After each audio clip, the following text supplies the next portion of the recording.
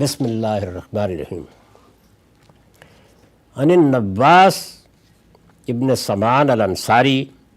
الرسول اللہ صلی اللہ علیہ وسلم قال ضرب اللہ مثلا صراطا مستقیما وعلی جنبت الصراط سوران فیہما ابواب مفتحہ وعلی الابواب سطور مرخات وعلی باب الصراط داعٍ یقول ایھا الناس ادخلوا الصراط جمیعا ولا تتعرجوا وداعٍ یدعو من فوق الصراط فإذا أراد يفتح شيئا من تلك الأبواب قال ويحك لا تفتح فإنك إن تفتح تلج والصراط الإسلام والسوران حدود الله والأبواب المفتحة محارم الله وذلك الداعي على رأس الصراط كتاب الله والداعي من فوق الصراط واعظ الله في قلب كل مسلم۔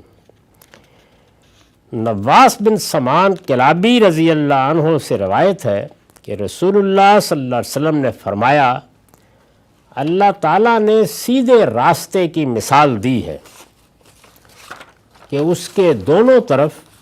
دو دیواریں کھنچی ہوئی ہیں، یعنی یہ ایک تمثیل ہے جو اس روایت میں بیان ہوئی ہے اور بڑی خوبصورت تمثیل ہے۔ سیدھے راستے کی مثال دی ہے کہ اس کے دونوں طرف دو دیواریں کھنچی ہوئی ہیں، ایک سیدھا راستہ ہے، ادھر بھی ایک دیوار ہے اور ادھر بھی ایک دیوار ہے، دو متوازی دیواریں ہیں، دونوں میں دروازے کھلے ہیں جن پر پردے پڑے ہوئے ہیں، یعنی آدمی اس راستے سے گزرے گا، دائیں بھی دیوار ہے بائیں بھی دیوار ہے اور اس میں دروازے کھلے ہیں جن پر پردے پڑے ہوئے ہیں۔ راستے کی ابتدا میں یعنی جہاں سے راستہ شروع ہو رہا ہے ایک پکارنے والا پکار رہا ہے کہ لوگوں سب اندر آ جاؤ اور راہ چھوڑ کر کراہ نہ چلو، یعنی یہ سیدھا راستہ ہے اسی پر چلتے رہو، اس راستے کو چھوڑ کر کوئی غلط راستہ نہ اختیار کرو، وہ پکار رہا ہے۔ اور راستے کے اوپر بھی ایک منادی ہے، یعنی ایک تو راستے کے ابتدا میں کھڑا ہے اور ایک راستے کے اوپر ہے، راستے کے اوپر بھی ایک منادی ہے۔ چنانچہ کوئی شخص اگر دروازوں کا پردہ کچھ بھی اٹھانا چاہتا ہے، یعنی یہ راستہ ہے، وہ کہہ رہا ہے اس پر چلو، سیدھے اس راستے پر چلتے ہوئے آؤ، یہ صراط مستقیم ہے، اور دائیں بائیں دیواروں میں دروازے بھی ہیں اور ان پر پردے بھی پڑے ہیں، یعنی کوئی مشکل نہیں ہے کہ دروازے بند ہیں، پردہ اٹھا کے جب چاہیں کسی دروازے میں چلے جائیں۔ چنانچہ کوئی شخص اگر دروازوں کا پردہ کچھ بھی اٹھانا چاہتا ہے، یعنی وہ سیدھے راستے پر چلتے ہوئے دائیں بائیں التفات کرتا ہے اور خیال ہوتا ہے کہ ادھر نہ چلا جاؤں، تو کچھ بھی اس طرف قدم بڑھانا چاہتا ہے تو وہ پکار کر کہتا ہے خبردار پردہ نہ اٹھانا، اس لیے کہ اٹھاؤ گے تو اندر چلے جاؤ گے، یعنی ایک ہی قدم رکھو گے آگے تمہارے لیے بڑی ترغیبات ہیں، بس قدم رکھتے ہی ادھر چلے جاؤ گے۔ تو فرمایا کہ سو یہ راستہ اسلام ہے، یعنی تمثیل کیا ہے کہ یہ راستہ کیا ہے، یہ اسلام ہے، یہ سیدھا راستہ۔ دیواریں اللہ کے حدود ہیں، یعنی اس راستے پر اللہ تعالیٰ نے کچھ حدود قائم کر دیے ہیں کہ اگر اس راستے پر چلنا چاہتے ہو تو ایجابی طور پر یہ حدود ہے اور سلبی لحاظ سے یہ حدود ہے، وہی چیزیں جن کو ہم دین کے اوامر اور نواہی کہتے ہیں، کچھ چیزوں کا ہمیں حکم دیا گیا ہے، کچھ سے روکا گیا ہے، یہ اللہ کے حدود ہیں۔ دیواریں اللہ کے حدود ہیں، کھلے ہوئے دروازے اس کی قائم کردہ حرمتیں ہیں، یعنی جن چیزوں کو اس نے ممنوع قرار دیا ہے، حرام قرار دیا ہے، تو کھلے ہوئے دروازے اصل میں ان کی طرف لے جانے والے راستے ہیں۔ راستے کی ابتدا میں پکارنے والی وہ خدا کی کتاب ہے، یعنی اللہ کی کتاب ہے جو تمہارے اندر موجود ہے، موجود رہے گی قیامت تک، وہ پکار رہی ہے کہ سیدھے اس راستے پر آؤ، یہ اسلام کا راستہ یہ ہے، ان حدود کی خلاف ورزی نہ کرو اور ان دروازوں کی طرف جھانک کر نہ دیکھو، خدا کی کتاب یہ کہہ رہی ہے۔ اور اس کا خاتمہ ہے اور اوپر سے پکارنے والا منادی، یعنی دو تھے نا،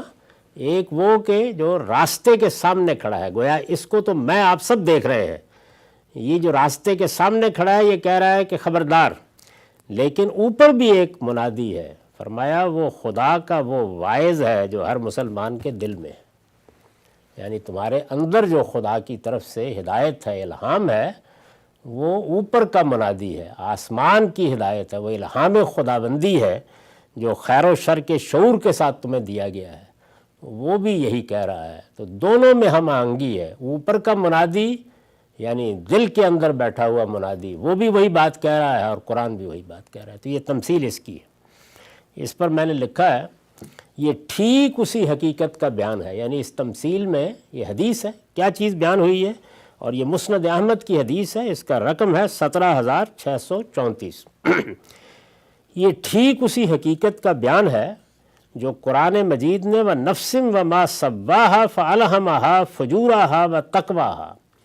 اور نفس اور جیسا اسے سنوارا پھر اس کی نیکی اور بدی اسے سجھا دی۔ یہ اللہ تعالیٰ نے قرآن میں بتایا ہے کہ میں نے پیغمبر بعد میں بھیجے ہیں، کتابیں بعد میں نازل کی ہیں، پہلے ایک پیغمبر تمہارے اندر مبعوث کیا ہے، اور وہ خیر و شر کا الہام ہے کہ الفاظ میں بیان فرمائی ہے۔ مطلب یہ ہے کہ جس طرح قرآن خدا کا الہام ہے،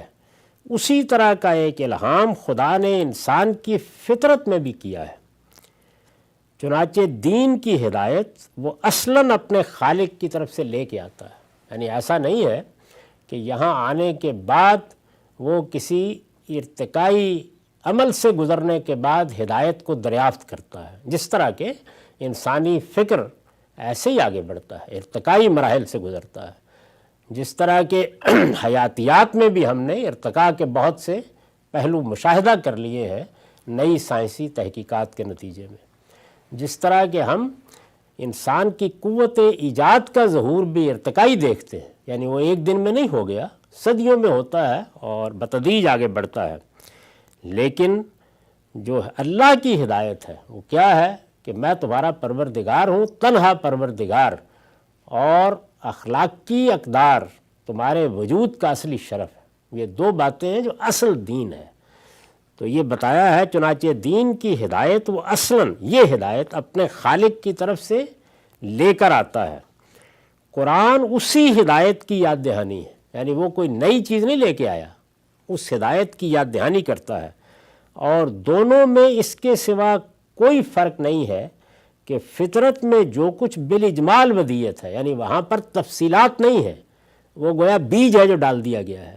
تو جو کچھ بالاجمال ودیت ہے قرآن اس کی تفصیل کر دیتا ہے۔ یہ دونوں کا باہمی تعلق ہے، اس لیے قرآن نے اپنا نام رکھا ہے الذکر، یاد دہانی، اپنا نام رکھا ہے ذکرہ، یہ یاد دہانی ہے۔ تاہم فطرت کی یہ ہدایت خدا کی منادی اسی وقت بنتی ہے، یعنی ہدایت تو میری فطرت میں بھی ہے، آپ کی بھی ہے، مسیحی کی بھی ہے، یہودی کی بھی ہے، ملحد کی بھی ہے۔ یہ خدا کی منادی کس وقت بنتی ہے؟ جب انسان اپنے دل و دماغ کو مسلمان بنا لیتا ہے، یعنی وہ بات سننے سمجھنے کے لیے تیار ہو جاتا ہے۔ یہاں مسلمان کا لفظ اصطلاحی مفہوم میں استعمال نہیں ہوا، اس کے لیے اصل میں فی قلب کل مسلم کے الفاظ آئے ہیں، ان میں قلب کے لیے مسلم کی تخصیص اسی بات پر دلالت کے لیے، یعنی یہ جو فرمایا ہے کہ ہر مسلمان کے دل میں ایک واعظ ہے، تو اس کا مطلب یہ ہے کہ وہ دل جو خدا کے سامنے جھکنے کے لیے تیار ہے، وہ دل جو سرکشی اختیار کر چکا ہے، وہ اس آواز سے بھی بتدریج محروم ہو جاتا ہے۔ کیسے محروم ہوتا ہے اس کو قرآن مجید نے بہت تفصیل کے ساتھ بیان کیا ہے، یہاں تک کہ آخر میں فرمایا ہے کہ پھر مہر لگ جاتی ہے۔ اس کی کسی اور موقع پر تفصیلات عرض کروں گا، اب ہمارا وقت ختم ہوا۔ وآخر دعوانا الحمدللہ۔